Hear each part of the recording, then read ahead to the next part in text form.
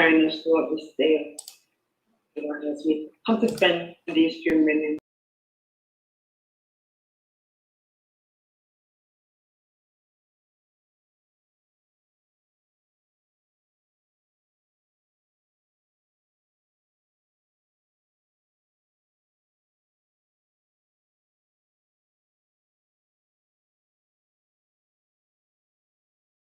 Amen.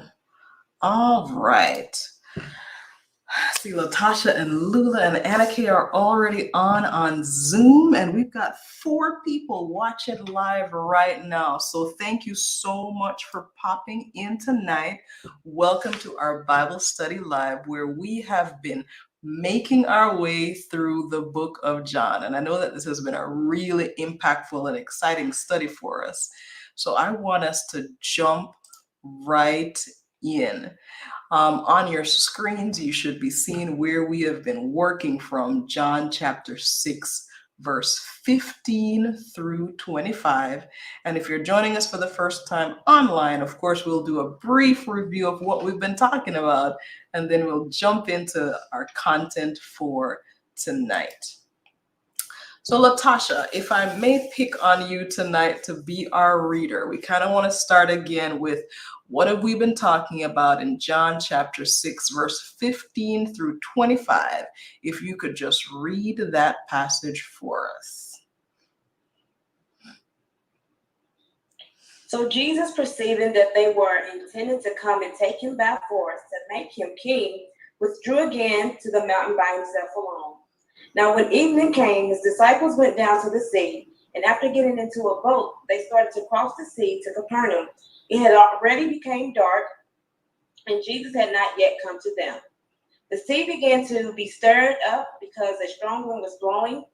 Then when they had rowed about 3 or 4 miles, they saw Jesus walking on the sea and drawing near to the boat, and they were frightened. But he said to them, "It is I, do not be afraid." So they were willing to receive him into the boat, and immediately the boat was at the land to which they were going. The next day, the crowd that stood on the other side of the sea saw that there was no other small boat there except one, and that Jesus had not entered with his disciples into the boat, but that his disciple had gone away alone. There came other small boats from Tiberias, near the place where they ate the bread that the Lord had given thanks.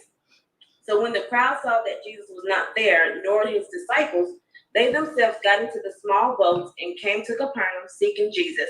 When they found him on the other side of the sea, they said to him, "Rabbi, when did you get here?" Awesome. Thank you so much, Latasha, for being our reader tonight. So we have been going through this particular story, and the caption says Jesus walks on water, but we're figuring out that there is so much more to this passage here. And okay, I want to pick on you a little bit because I know I did it the other night. So I'm going to pick on you a little bit tonight. Do you think you can give us a brief kind of overview of what we've been talking about? Okay. Just go through verse by verse. No problem. So we talked about the fact that the people had a different mission in mind for Jesus than he had for himself. They were intended to come and take him by force. They wanted to make him king, the kind of king that they wanted, but that's not what his purpose was. And we also talked about the fact that he already knew it was going to happen. He said, perceiving that they were impending, they hadn't come yet. He already knew it was going to happen. He knew that's not what should happen for what should I say, the greatest benefit, what was best for everybody. So he withdrew. And he withdrew not to abandon his disciples, not to leave people in the lurch, but because he knew what was best in that situation. And then we talked about the fact that when his disciples didn't see him, that they started to get nervous and fearful. Right? Even before the storm, they hadn't seen him and they started to get nervous because Jesus wasn't there, the leader wasn't there, his presence wasn't there. And when the storm started up, they were downright afraid. And I don't remember exactly who it was. I think it was Sister Gwen who said they saw something. Because we were saying they saw Jesus, but she said they saw something, coming, and they wouldn't even have known who it was, right? And then he spoke, and he spoke, and he said, "It is I, don't be afraid." And Brian pointed out that he never said it is Jesus. He never said, hey guys, it's me, your leader. He simply said, "It is I." And they knew immediately who it was because of the kind of relationship that they had, because they had gotten to know him as they traveled with him, and because he had made himself known to them. And the fact that just because he said, "Don't be afraid," didn't have to allay their fears, but it did because of who he was. Yes. So they knew they could trust his word. Then we talked about the fact that it said they were willing to receive him into the boat, one, and then two, immediately they were where they were going. And we talked about the fact that one, we have to be willing to receive him. He's always there, he's going to be there for us, but we have to be willing to take him in. And then when that happens, the moment we receive him, we are where we're supposed to be, even if it's not where we thought we ought to have been. Once we're with him, we're where we're supposed to be. And then last night, was it that we talked about verse 22? And the other people actually like, they knew that only one boat had left, that they're wondering what's going on. But then, that's the Garden, they knew this, and we talked about the fact that they went looking for Jesus. They went seeking Jesus. They didn't care where he was. They were going to find him. Right? That's the kind of impact that he had, and people had come to know that. Where did we stop last night? Anake, you've done such a great submit. Yes, you've done. Well, we didn't go all the way to verse 25. We kind of landed at that last part where we were talking about what's the motive that we have for seeking Jesus. And we talked about having the wrong motive, and then we were going to go in when we have the right motive. What are we doing? All right, Anake, great synopsis. You hit the nail on the head for several of the great points that I think we have gotten out of just this passage. So because this is a transformative Bible study, this is not just for knowledge, I do want to ask another question. And Lou and Natasha, I'm going to open this one up to you. Anake, I won't pick on you so much since you just gave us a summary, but if you want to comment, please do. I want to hear from you guys. What's been transformative about this so far? What did you take out of how we've been talking about this John chapter 6 passage that has been really meaningful to you? I'll say for me, just when that first song, "It Is I," that was transformative for me, because I've had scenarios where, I was knocking on somebody and I said, "It's me," and they opened the door just because I had a relationship with them. And so that passage right there alone just lets me know that if I want to hear from Jesus, I have to have that relationship, or if I want to know that it's him, instead of, how we always ask ourselves, "Is that the Lord?" or "No, yes, no." So that really stuck out to me, because I'm like, dang, if you really knew the Savior like you say you do, then you would second guess anytime you feel like, is he speaking to you or not?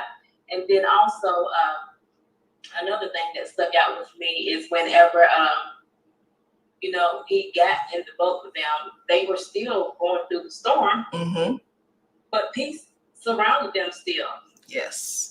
So I can testify that in my own personal life. I was going through a storm, and when I got in God's presence, all that was happening around me, it didn't matter, because I was at peace. Yes. I was able to let go. I was able to surrender in that moment.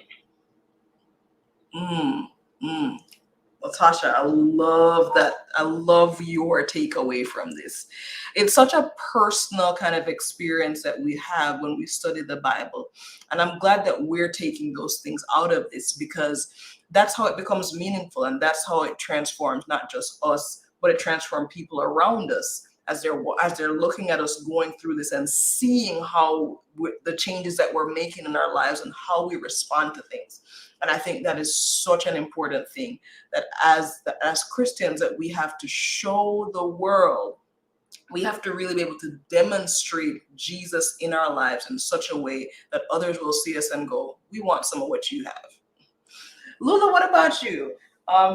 do you have was there anything in particular that has really stuck out at you so far from how we've been going through John chapter 6?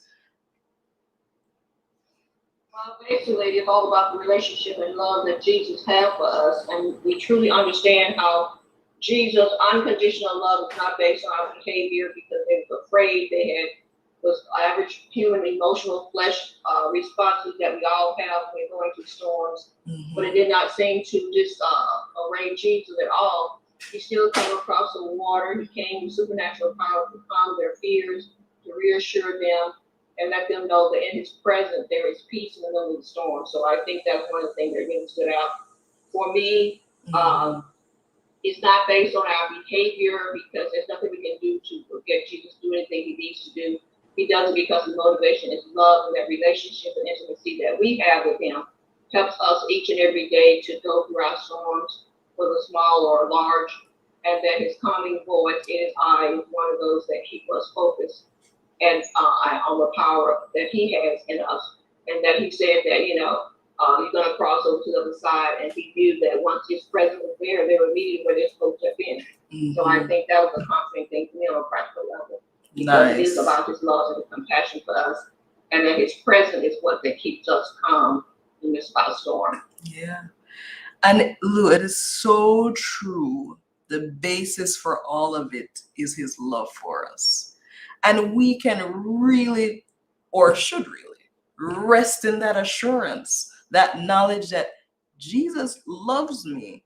Therefore, he has and will continue to go above and beyond to do for me whatever it is that it serves my best benefit. He is always going to come walking through the storm on the water for me every single time, and I can count on that. Gwen, I see that you just kind of slid in. Happy to have you on as usual. We're kind of just doing a quick review, went through a little bit of a summary, and I was kind of asking people, what has been kind of some of the things that have stuck out for you since we've been focusing in on John 6, verse 15 through 25. And I wondered if you have something in particular that's really stuck for you as we've been going through this. I think I'm going to probably speak along the lines that Lula spoke. Mm-hmm. His compassion for the crowd, that they were hungry, Mm-hmm. That they had sat there so long and had not had anything to eat. Mm-hmm. And his compassion for the disciples, even though they did not see the answer right there in front of him, he let the disciples participate in feeding the crowd. So he still did not exclude them. He was still teaching them. Mm-hmm. So his compassion, and we can't force Jesus. We have to remember his mission. Mm-hmm. Love that, Gwen. His compassion. And really, when you start talking about compassion, there's no other word to really describe compassion. Compassion really just speaks to our experience with him, how he comes into our lives, and the difference that we feel when he's there. And so I really love that take, that what you're holding on to from this study so far. So let's see now. Let's jump back in to verses 22 kind of through 24, which is where we left off last night. So I'll read that small excerpt again, and we'll kind of just talk that through. The next day, the crowd that stood on the other side of the sea saw that there was no other small boat there except one, and that Jesus had not entered with his disciples into the boat, but that his disciples had gone away alone. There came other small boats from Tiberias near to the place where they ate bread after the Lord had given thanks. So when the crowd saw that Jesus was not there, nor his disciples, they themselves got into the small boats and came to Capernaum seeking Jesus. Now, last night we started talking about the fact that there were all kinds of motivations for seeking Jesus. And we kind of took it back to verse 15, where they came intending to make him king. And so they've had these experiences. Gwen, you mentioned, he just fed the 5,000. They went, oh my gosh, if we could just have a king that could continually feed our armies, we would be the most powerful people on the earth. Those of you who are just joining us, I'm taking a little bit of literary license here. But I mean, if you think about it in our own context, if we had a leader that could provide for anything that we needed, we would never go hungry. Our wounds would always be healed. There's, I mean, when you think about it in that context, there was ample reason for people to seek Jesus out. And so the challenge for us becomes, what's our reason for seeking Jesus? And if we remember, my favorite person to pick on about what's John about is Gwen. So the book of John is about believing in Jesus. Now the challenge is, am I believing in Jesus for stuff, or am I believing in Jesus for Jesus' sake? And this is the differentiation that we want to make here in this passage 22 through 24 as to why they were seeking Jesus. And so we did spend some time last night talking about that aspect, when we're seeking Jesus for the wrong motives, which is to get stuff, which is, oh, Jesus, I'm going to seek you because I'm sick and I want to get well, and hurrah, when I get well, you're working things out for me. But if I don't get well, God has forsaken me. That's not good motivation for seeking Jesus. And so tonight I want us to kind of talk about what is happening differently when I'm seeking Jesus for the right motive. And I want to put that question out to you guys, and you tell me, what do you think that looks like? When I'm seeking Jesus for the right motive, which is not to get stuff, but I'm seeking to have a relationship with him, what's happening differently?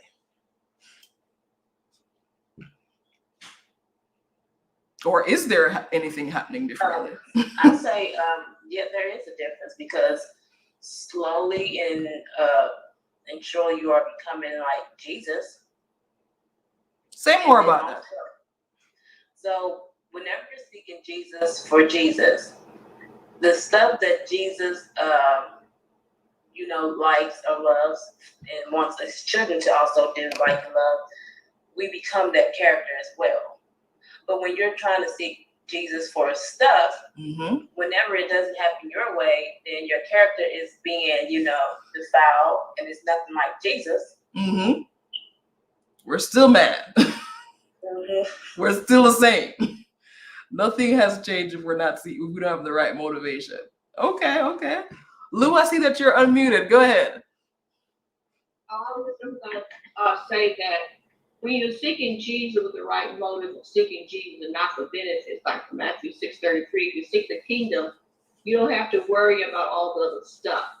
That's not your focus. It's about the intimacy and the relationship and the transformation of being in God's presence, experiencing that with him, which is totally different than just seeking for benefits and rewards or getting what you're asking for or whatever.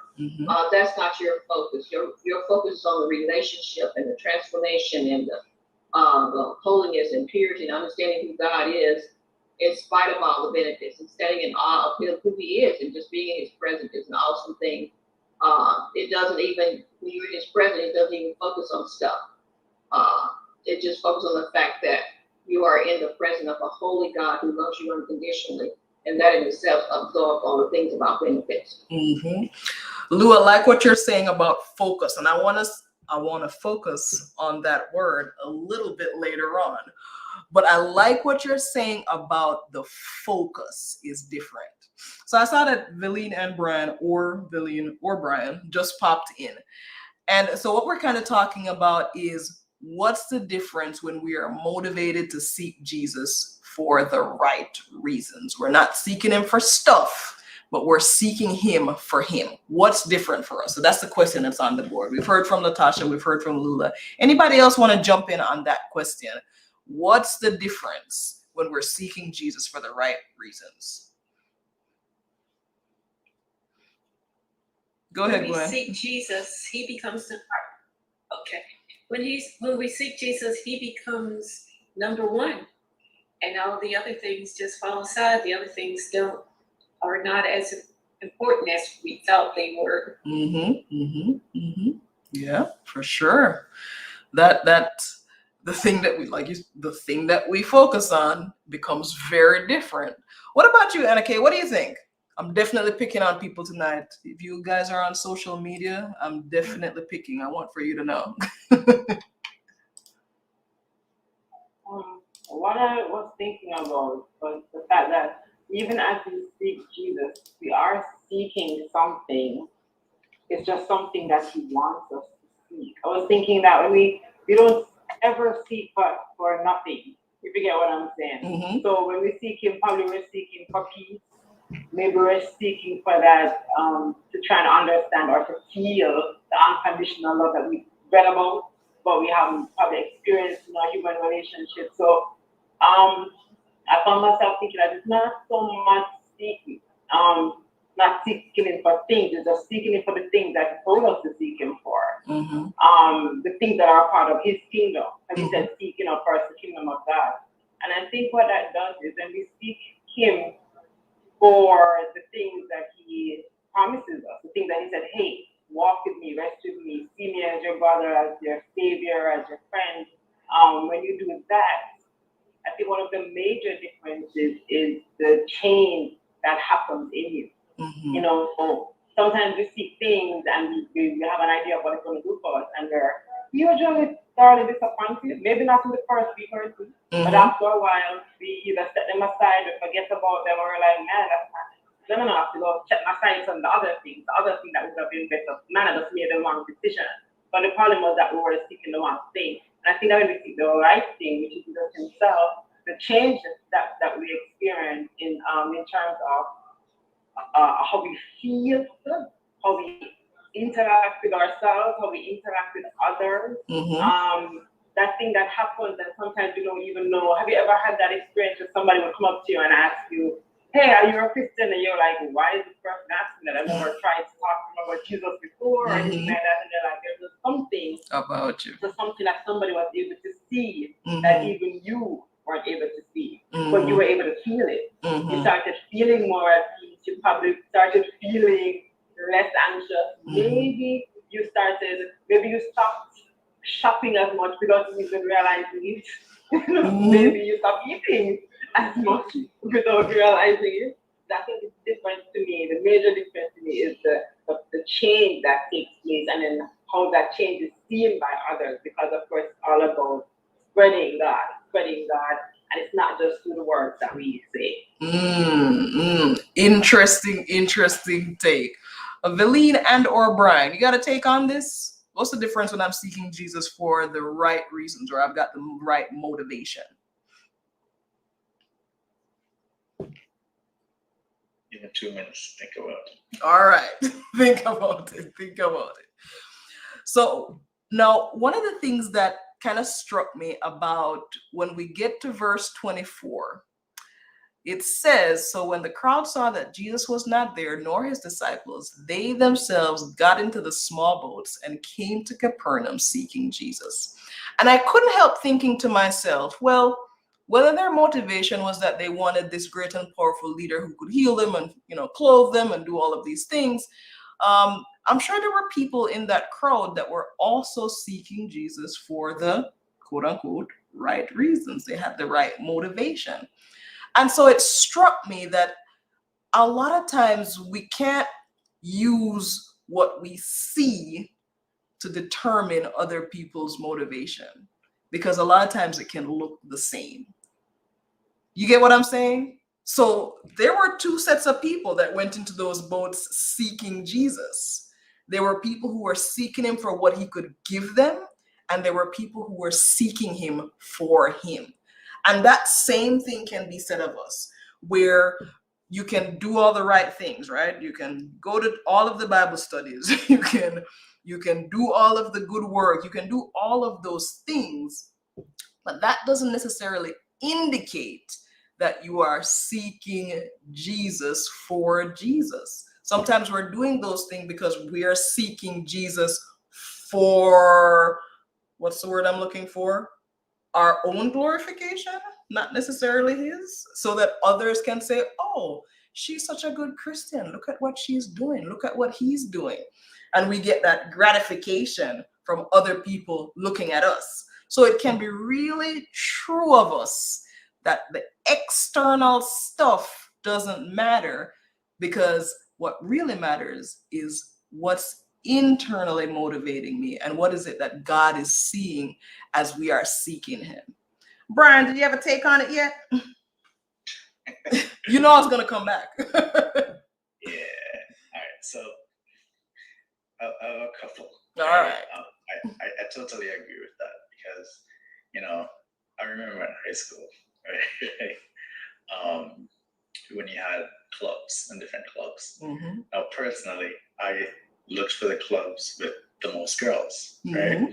So, you know, you had this club for salsa dancing, and I'm like, salsa dancing, come on. But you notice like 99% of the members are girls, right? Mm-hmm.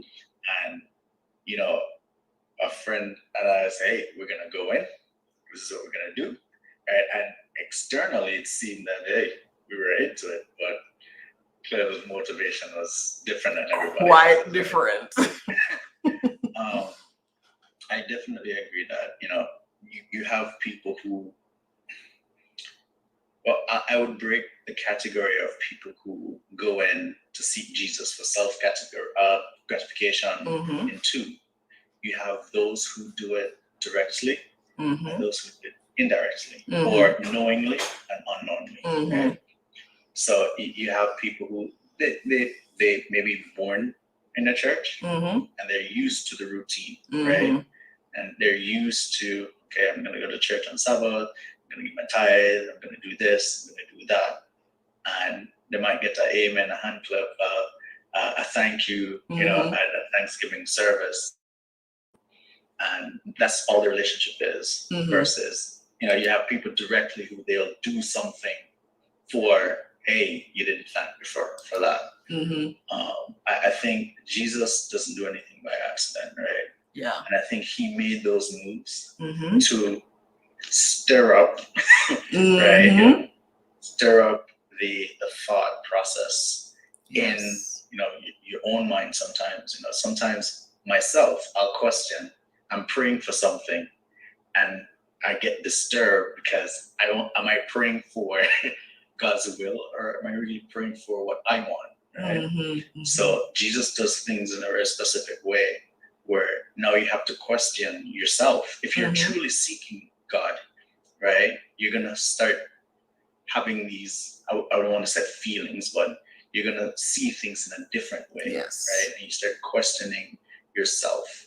Why am I seeking him? And for me, one of the things that I look for is if I'm asking for something and the answer is no, Mm-hmm. or I might have to wait, is my relationship with God going to be affected? Mm-hmm. And if I'm going to throw a tantrum, if I'm going to, you know, then that's a flag.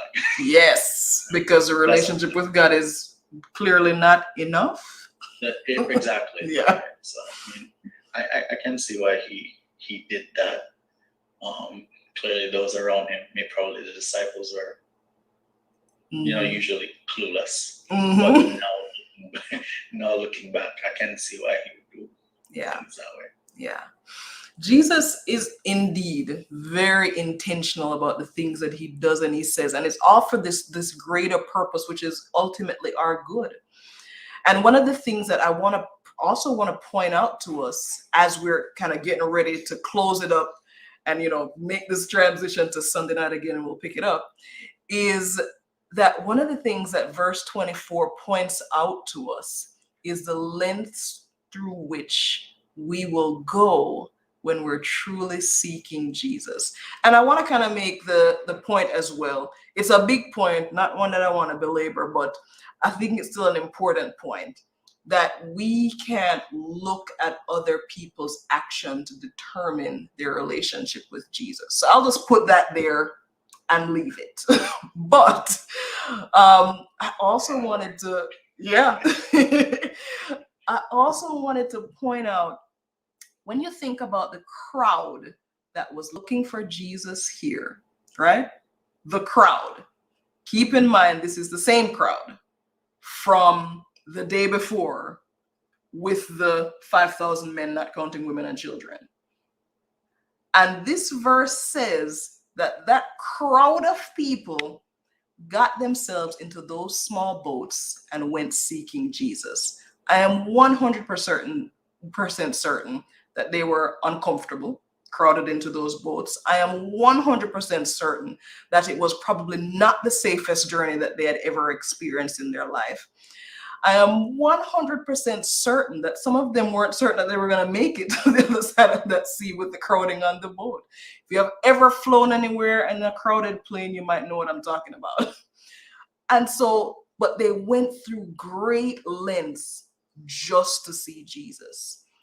And the question I want to leave on our minds tonight is, are we willing to go through great lengths for a relationship with him? Not the relationship with him for stuff, not the relationship of, if I am a good Christian, people will start to know. If I am seeking Jesus, what lengths will I let myself go through just to have him? And I think that's a question that we can kind of ponder as we continue this week. We'll pick it up right here on Thursday night when we continue with our Bible study. And I hope that you guys will kind of ponder that and bring back your thoughts about that so that we can keep having a great study. Let me get some quick takeaways before we wrap it up tonight. What's something that really stood out for you tonight? Something that's been maybe transformative? Not all at once, guys.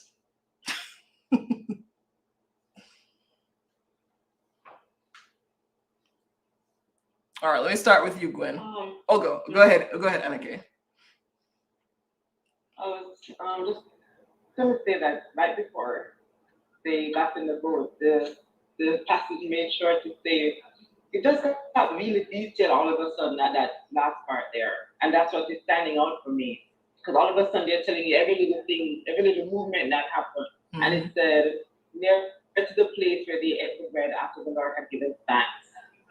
And that reminds me that sometimes the prompting that we need to remember to keep seeking after Jesus is to go back to the last time I felt Jesus or I felt I experienced him. Of course, he's there for me every day, but there are things that stand out in our lives. And this thing happened right near the place where they ate the bread. Yeah. Which of course was recent, but the point is going to that place automatically will bring that experience back to your memory. It was a big deal. And sometimes I need to remember that if I'm finding myself, a little bit lackadaisical or being a little bit too laid back, I need to remember that, hey, what are you doing? This is the Jesus I'm talking about. Yes. And that will motivate me to keep on. I like that. Gwen, what you got? What stood out tonight?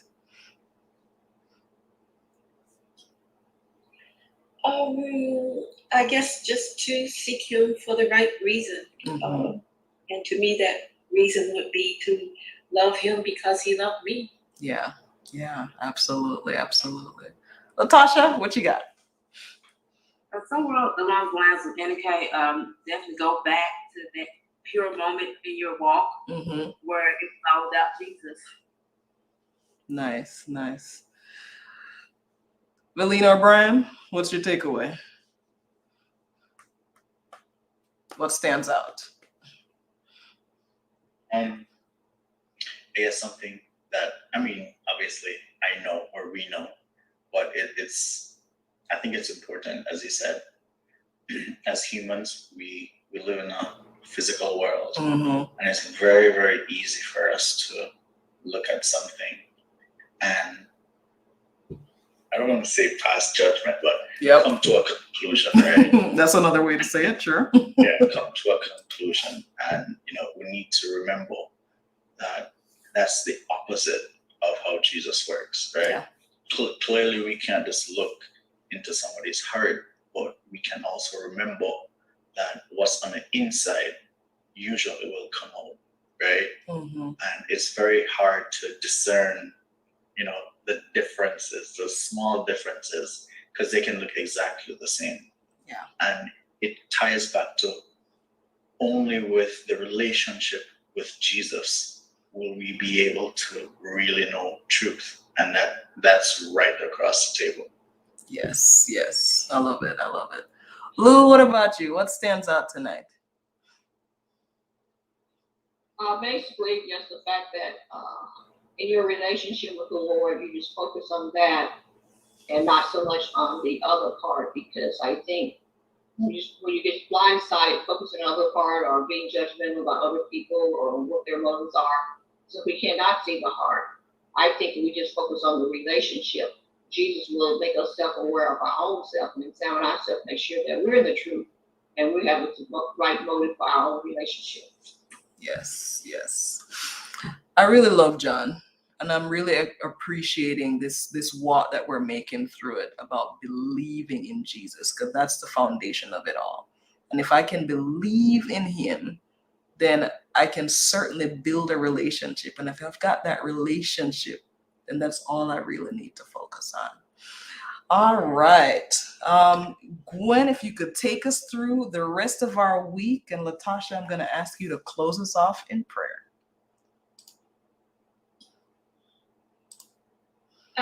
Wednesday, which is tomorrow at 7 o'clock, we have prayer and praise. Thursday, I don't know if you guys are still going to do virtual pantry or not. Likely, That's yes. at 7 o'clock on Thursday. Yes, Okay, 7 o'clock on Thursday. Say that one more time, Annika. Okay, so Oh, I was saying on Sunday, he had said, or last night, on Monday, one of them, he had said, not this week. So Right. probably, we pick up back next week. Okay. Sorry, Gwen, go ahead. so no virtual pantry tomorrow, but we do have Bible study on Thursday at 9 o'clock. Mhm. And then on Friday, we have unload to upload at 8 o'clock. On Sabbath, we have Sabbath Bible study at 9 o'clock. Sabbath worship is at 10 a.m. Sabbath kids program is at 10:10 a.m. And then Lima Drive Seventh-day Adventist Church has their worship at 11:45 p.m. All right. Thank you, Gwen. Latasha, lead us out. Father God, we just thank you so much for your word and Lord. Thank you for allowing us to be encouraged by